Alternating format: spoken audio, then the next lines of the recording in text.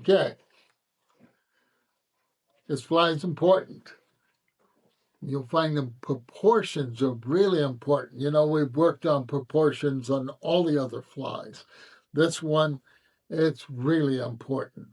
So we're going to start. We got size 12 hooks in your package. We used to do on 14, and you probably want 12 as the biggest you're going to tie, and you work your way down to smaller flies. But 12 might be just a little easier to get the fly right for one time, you know? And after you do a couple of times, and you'll find after you tie, even me, I haven't been tying all week. And so it'll probably take me 5 or 6 tonight before I really get a really good looking one. But it will happen, you know? That's why you got extra hooks to tie a few. You want to start about a half of eye away from the hook eye. So just a little bit in there, okay? And then you're gonna wrap down the hook to a point that's halfway, okay?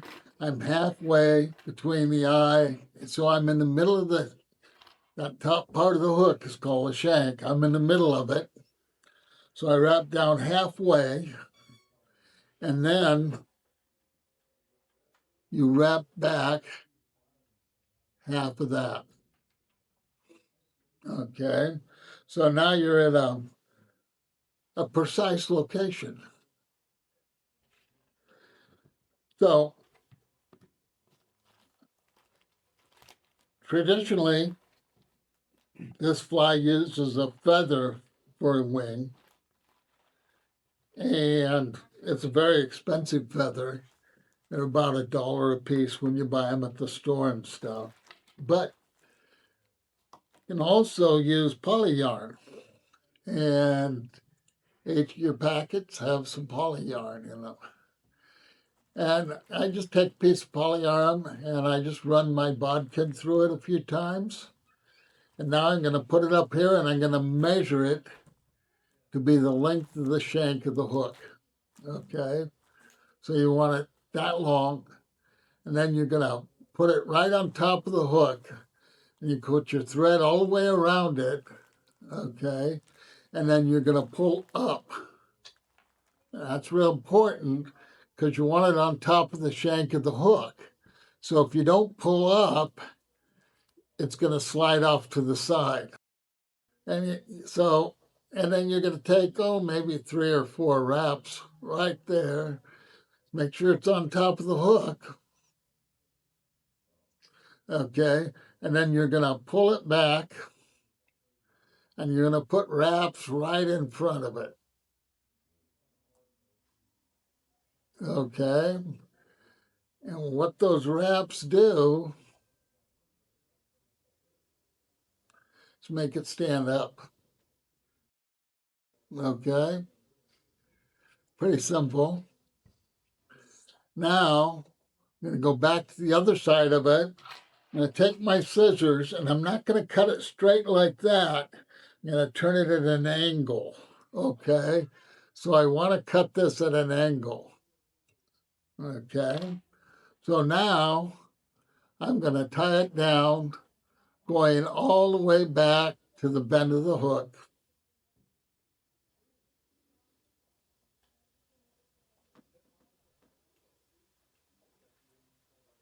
I'm going to wrap back up on it because I want a taper here. And so I'm going to go back, down, working my way down to the bend of the hook. Now, in your package, you're going to have a couple of fairly large feathers, okay? This is for your tail. So this fluffy stuff out here, that's no good. So you're just going to pull that off, get it out of your way, okay? Then you're going to take a few fibers that are fairly strong, and just pull them off, just like that. And if you look at this and you start looking at these, you want to get them the length of the shank of the hook again. And this time you're going to tie them on, pulling up, couple of turns. Okay. Then you can cut off these ends. They could be cut off at an angle too. Because what we want to do, and we're close to it right now, we want a nice tapered body.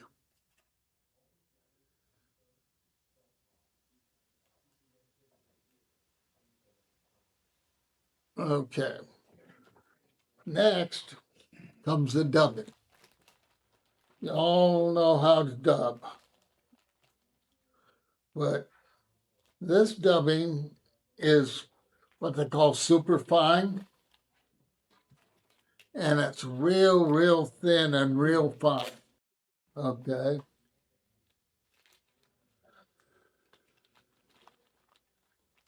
Without static electricity, the world would be a lot better. So remember how I showed you a lot of the other stuff to just pull off just the finest stuff, and make a really tight thing and use extra turns to thicken it up when you need? Well, this stuff, we're doing the same thing with it, okay? But it's super fine, okay? And so we want to get it on there like super thin. And so we'll get it started on there.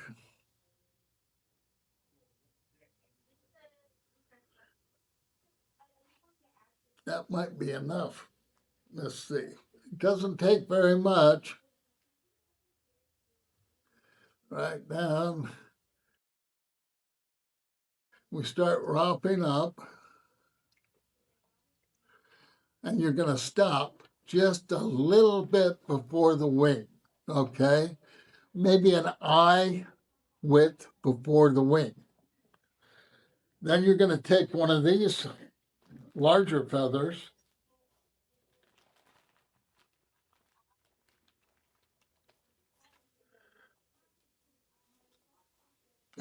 static.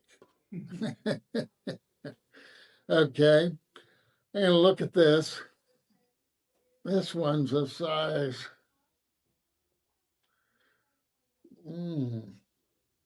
14. It's a little small. And I have a hackle gauge. Eventually, you guys should get a hackle gauge. They're as little as $3 or $4 on a cheap one, and a little more for other ones. But there we go. This is size 12, and that whole feather all the way along it will be size 12. Okay, so we're tying in at the back. So I'm looking at this feather, and it has this. They all have this natural curve to them. And one place they face out, forward like this. The other goes on the other way, they face backwards. Well, dry flies, we need them facing forward. And cut this off. And then I need a little bit to tie on, like that, just a little bit. Okay, and then on the side where I'm going to wrap, I'm going to take just a little bit more off. And the reason we stopped our dubbing where we did is if you try to wrap on dubbing, it'll look pretty bad. So I'm going to tie this on the side and take my thread out in the front. Remember, we left just a little bit of room. And now I'm going to wrap this feather once, twice, 3 wraps underneath the bottom, once, twice. Oh, I can get a lot on this one. 3 wraps, okay? You're going to hold that feather up and you work your thread around it. Okay, I did 3, you can do 2, then a locking wrap, and then another wrap. Now that's locked in there. And so I'm going to put my scissors down there and pressure it till it cuts. Now the only thing I got to do is make a head on the fly.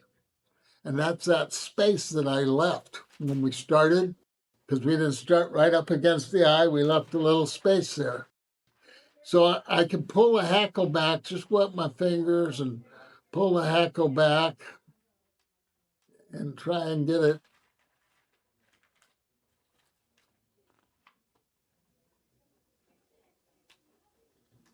And there we go. Now, if you tie these for competition, you're going to absolutely have to use a whip finisher, because they're going to judge you on every wrap.